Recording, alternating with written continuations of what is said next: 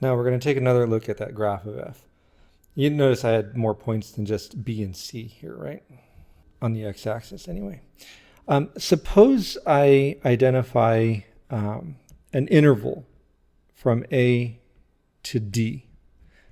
So that's all we're talking about, the closed interval from a to d. And I'll even mark it on the graph so that we can see that's all we're talking about. Okay, on this closed interval, f of d is the biggest function value. So we can say on the closed interval, f of d is the absolute maximum. It's not the absolute maximum for the entire function, just the absolute maximum for the closed interval. Likewise, we can say here that f of c is the absolute minimum on the closed interval AD. What about f of a? Well, there's nothing special about f of a. It's not the biggest on the interval. It's not the smallest on the interval. It just happens to be associated with a, the endpoint of the interval on the x-axis. Now, I think it should make intuitive sense that if you take a continuous function, right, this is a continuous function, and you chop out some piece of it, then on that piece, you're always going to have a biggest value and you're always going to have a smallest value. And there's actually a theorem that says so. If f is continuous on a closed interval a to b, then f attains an absolute maximum value and an absolute minimum value at some numbers in between a and b. For this to be true, though, f has to be continuous and the interval has to be a closed interval. Let's talk about what happens when one or both of those isn't true. Here I have a function f that has a discontinuity at a, and suppose I identify some closed interval. I don't even care I'll just call this x1 and x2.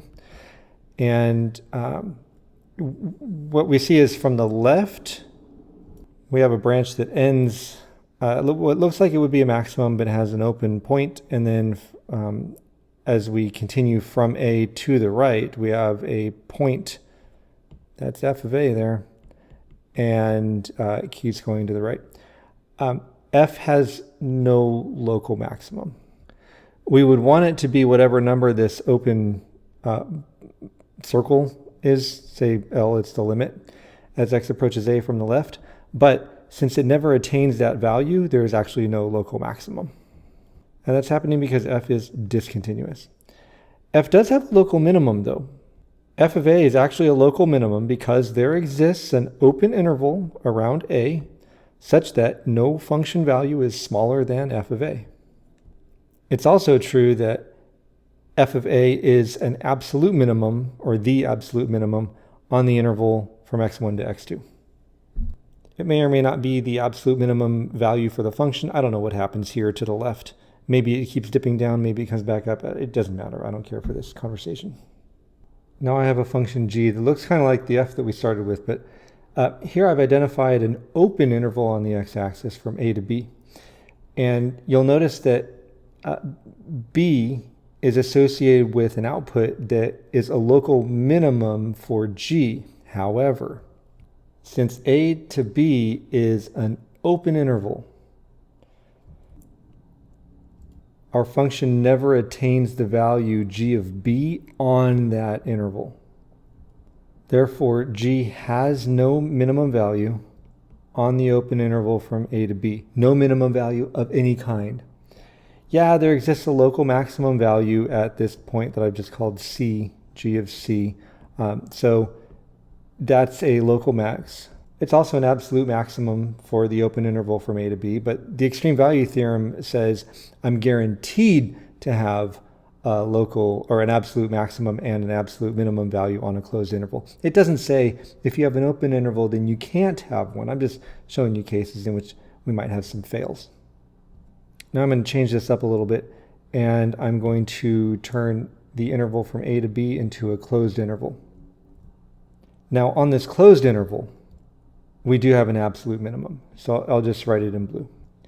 However, on the closed interval, there is no local minimum value. The reason for that is in the definition. For a function to have a local minimum value, there has to be an open interval containing c such that f of c is less than or equal to f of x for all x in the interval.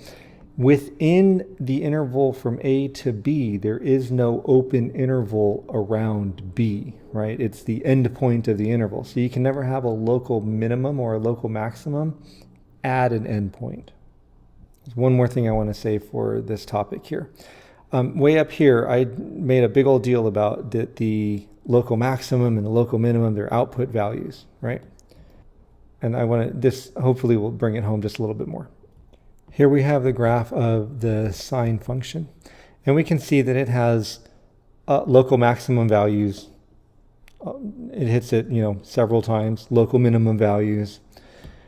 What would you say is the local maximum or local minimum or absolute max or absolute min? There's only one number for each of these answers. The local maximum is 1. The local minimum is -1.